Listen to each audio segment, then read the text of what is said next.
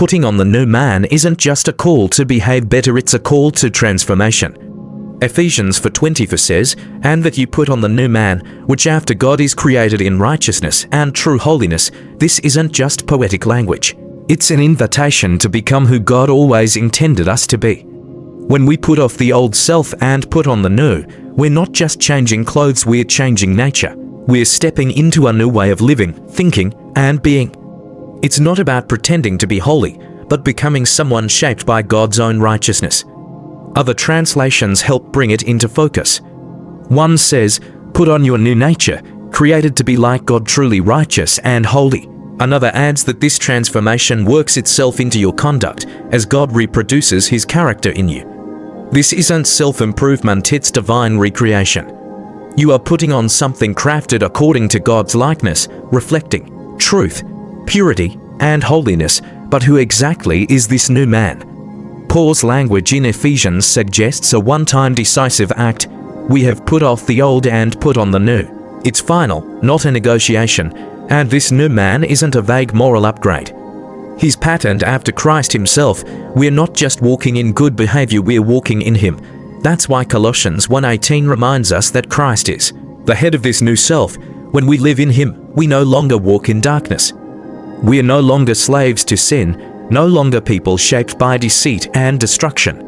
We become sons and daughters shaped by light, peace, and truth. It's no coincidence that Hebrews 12:14 instructs us, "Follow peace with all men, and holiness, without which no man shall see the Lord." That word "see," it tells us something powerful. Peace and holiness are not just virtues, they're conditions for vision. Without them, our spiritual eyes are closed. We miss God, and it all ties back to this new self we're called to put on, one that doesn't just want to act right, but longs to see God clearly and walk in His presence. Paul digs even deeper in Ephesians 4:22-24. He says we must lay aside our old self because it's corrupted by deceitful desires. That old version of us, the one that was shaped by sin, fear, pride, and insecurity, it has to die because it's broken, it's unreliable. It doesn't reflect the truth about who God is or who we are in Him. When we put it off, we're making space for something new, a mind renewed by truth and a life restored by grace. So what does this new life actually look like? It's not complicated, but it is radical. Paul lays it out plainly. Tell the truth.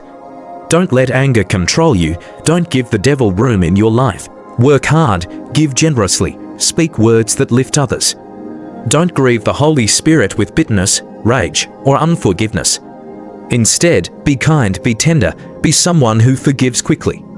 That's the new man. That's the evidence of someone who's been with Jesus.